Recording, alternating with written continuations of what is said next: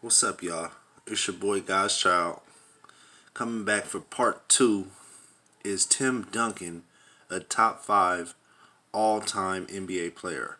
Or why is Tim Duncan not a top 5 all-time NBA player? The last video I was trying to lay out for you guys the premise that I like to base my evaluation on, my rankings on. So this video, I'm gonna just finish up what I was stating. And in the last video, I don't think I listed my top 10 all time. I like to say I like to do a top 11 because that's how great the players are that are in my top 11.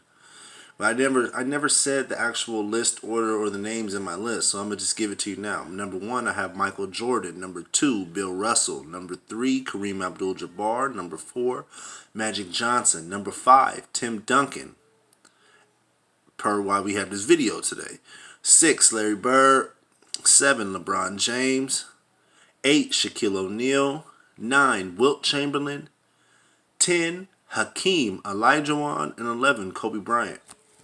Some people might say, whoa, God's Child, how am I supposed to take you seriously and you don't even got Kobe Bryant in your top 10? Well, I would counter with this. I would refute your argument with this. 3 championships. Yeah, Kobe Bryant does have 5 championships. But in the 5 that he won, he was only the leader, the absolute best player on his team for 2. Let that sink in for a minute. 2 times out of his 5 championships was Kobe Bryant the best player.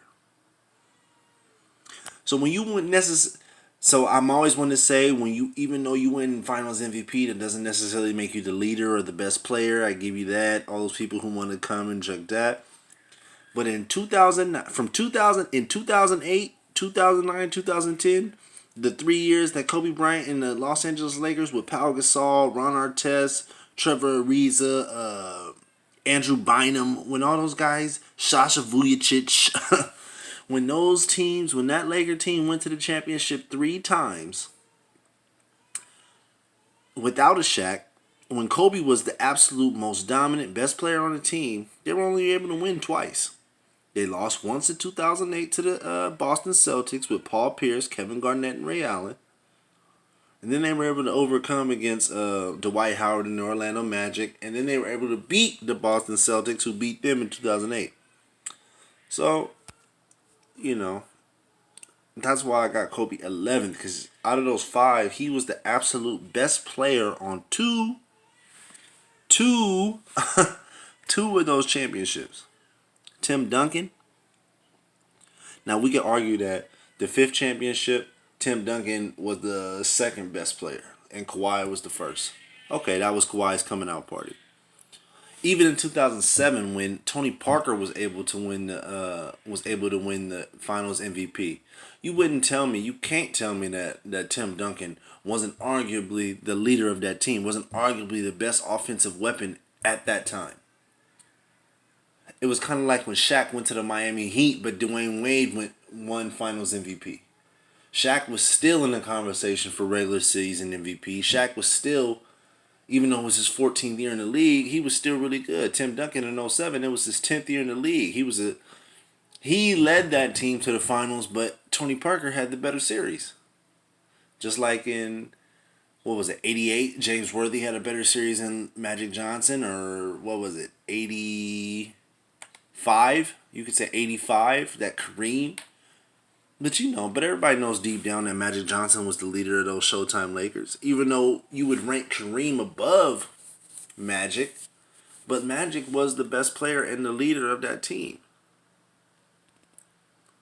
Now what I'm saying is, to me, Tim Duncan is a 5-time champion. He made the San Antonio Spurs what they were. Like Michael Jordan did the Chicago Bulls. Like Bill Russell did the Boston Celtics. Magic Johnson and Kareem revitalized the Lakers because the Lakers were a powerhouse in the 1950s. But in the 1960s and in the 1970s, they were only able to win 1 championship with Wilt Chamberlain, Jerry West, and Elgin Baylor, who retired the year that they happened to win their one and only championship in the 70s. But before that, they were a powerhouse in the 50s with George Mikan as center and John Kunla at coach, John Kuhnla. People don't know about John Kuhnla and how great George Mikan is. And reasonably so, because he only played against the best white players at the time. But I digress. And like I'm saying, so my point is to say Tim Duncan made the San Antonio Spurs. He had the San Antonio Spurs. They had George Gervin, and they would get knocked out by the Magic, because the Lakers had a super team. People want to talk about the Warriors, the Lakers, the Los Angeles Lakers, the Boston Celtics, the Philadelphia 76ers. They all had super teams.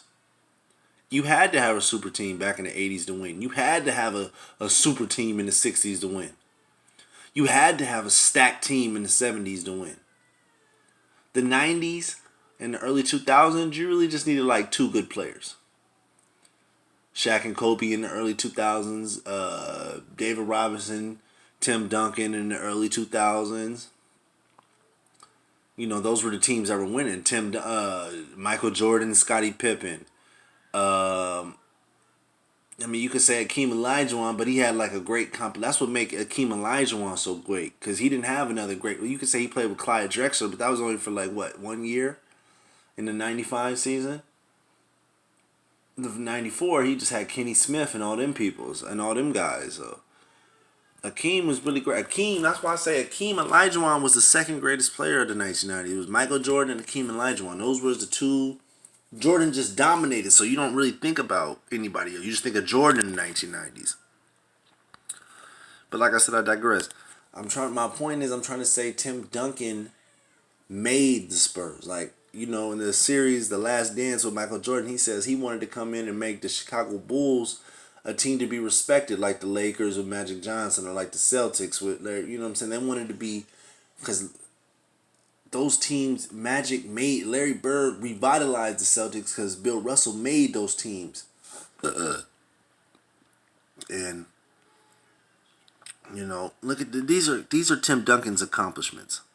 Tim Duncan is a 5-time. If you compare Tim Duncan's career to a Magic Johnson and a Larry Bird, you're going to ask yourself the same question that I asked. How is Tim Duncan not regarded as a top 5 player? Tim Duncan is a 5. You see that? A 5. And like I said in the first video, I'm on Wikipedia. If anybody has a problem with anything that I'm saying, I will, or if you can correct anything I'm saying, if anything I'm saying is false, I will correct it, and I will apologize, and we can debate whatever you want to do. But like I said, Tim Duncan is a 5-time NBA champion, a 3-time Finals MVP, a 2-time back-to-back regular season NBA MVP in the Shaq and Kobe era, where Shaq was the most dominant force ever. Tim Duncan won 2 back-to-back MVPs in that era. At that moment, 15-time All-Star. He won an All-Star Game MVP. 10-time All-NBA first team, 3-time All-NBA second team, 2-time All-NBA third team. So that's 15 times he made the All-NBA team. 8-time All-Defensive NBA first team, 8 times. 7-time All-Defensive NBA second team. So every time he made the All-NBA team, he made the defensive team. 15-time All-NBA offensive member, 15-time All-NBA defensive member, first and second. There's 2 times on the offensive side on the All-NBA team where he was a third team. He never made the third team. So he was always a high-level defender in his career. Rookie of the Year, NBA, All-NBA first team, rookie first team, Teammate of the Year, right the year before he retired. Sports Illustrated, Mr. Basketball, USA Male Athlete of the Year, yada, yada, yada. Then it goes into his college. We're not going to get into his college career. But if you compare Tim Duncan's career to anybody's career, his accolades, his career accomplishments, Tim Duncan's team never missed the playoffs. And you say, You would say, well, he had a great coach in Greg Popovich. Tim Duncan is the only player I've ever heard get criticized for playing with a great coach. Nobody ever criticizes Michael Jordan for playing with Phil Jackson. Nobody ever criticizes Kareem and Magic Johnson for playing with Pat Riley. Nobody ever criticizes Shaquille O'Neal, who never won. He got to the finals in Orlando and lost to Hakeem Olajuwon. Shaquille O'Neal never won until he played with great coaches. He won 3 straight with Phil Jackson, and he won his last title with Dwayne Wade and Pat Riley in '06. So the 4 times that Shaquille O'Neal was able to win a championship, Phil Jackson, Pat Riley. Magic Johnson, he won 4 championships with Pat Riley. 4. He kicked off his first coach because Magic got rid of their first coach in 1980, and they brought in Pat Riley in 1981. They got rid of their first coach in 1980. They bring in Pat Riley, and then they win 4 championships. And then Pat Riley goes and wins another championship in '06. Gets to the finals, gets to the Eastern Conference Finals like 3 or 4 times with the New York Knicks in the '90s. Can't beat Jordan. Wins Coach of the Year. So, so I'm like, how is Tim Duncan? Bill Russell played for Red Auerbach. These are all, and then Greg Popovich. Me personally, I got Phil Jackson, Pat Riley, Greg Popovich, and Red Auerbach, top 4 coaches ever in the NBA. That's just my personal NBA list, coach list. But then everybody wants to say, how is Tim Duncan? Nobody wants to consider Tim Duncan a top 5 player. I don't even take the pundits, the analysts on ESPN seriously no more. When you don't have Wilt Chamberlain, in your top 5, or that's just not serious. Wilt Chamberlain only won 2 championships. And then, but the funny thing is, in his prime, Wilt Chamberlain was only able to win 1 championship in the '60s. And don't tell me that Bill Russell had the most stacked team ever, because Wilt Chamberlain was 7'1", ran track, could lift almost 500 pounds, and he played with 3 other Hall of Famers. Maurice Cheeks, not Maurice Cheeks, I'm sure that was Dr. J's team. But he played with Billy Cunningham. He played with a lot of, I can't think of their names right now. I can't think of all those teams. But he played with Wilt Chamberlain played with at least 3 or 4, played with at least 3 Hall of Famers. Wilt Chamberlain played with 3 Hall of Famers, and plus himself. He was the 4th Hall of Famer that he played with. But this video is about Tim Duncan. We'll get to Wilt Chamberlain later.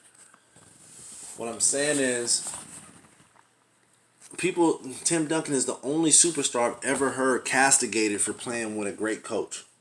Michael Jordan only ever won a championship with Phil Jackson.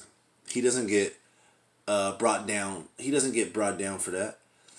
Magic Johnson won 4 out of his 5 championships with Pat Riley. He doesn't get brought down for playing with him. You know what I'm saying? Kareem won 5 of his championships Kareem was able to win 4 of his championships with Pat Riley, and 2 with 2 other coaches. He won 1 in Milwaukee, and his first coach was with was in 1980 with the Lakers. I can't think of his name, but that was the coach that Magic Johnson ran off the team and got fired. But I'm trying to say, my point is, Tim Duncan made the Spurs. He made Greg Popovich a great coach. If LeBron James would have stayed with the Heat, he could have verified Eric Spoelstra as being a great coach. Eric Spoelstra is a great coach. He was voted Coach of the Year in 2017 after winning 2 back-to-back championships. LeBron James left after the 2014 season. So 3 years after LeBron left, he was able to be the best coach in the NBA. 2 years, 15, 16, the 3rd year that LeBron had left, he was able to win Coach of the Year. He won Coach of the Year in 2017, which was voted on by all the coaches in the NBA. So you can't tell me that Eric Spoelstra is not a great coach. Chuck Daly never won Coach of the Year. Chuck Daly, one of the greatest coaches in NBA history, never won Coach of the Year. Casey Jones never won Coach of the Year. Rudy Tomjanovich, the coach that won 2 back-to-back championships with Hakeem Olajuwon in '94 and '95, never won Coach of the Year. Red Holtzman, he might have won Coach of the Year, but I'm not. The coach of the New York Knicks back in the '70s when they won in '70 and '73, when they had to battle against the Milwaukee Bucks with Kareem and Oscar Robertson and Jerry West and Elgin Baylor and Wilt Chamberlain. When they had to battle with them, they was able to win 2 championships against those teams. Against Wilt Chamberlain, Elgin Baylor, and Jerry West. Against Oscar Robertson and what's his name? Kareem Abdul-Jabbar. Excuse me. They were able to beat Oscar Robertson and Kareem Abdul-Jabbar.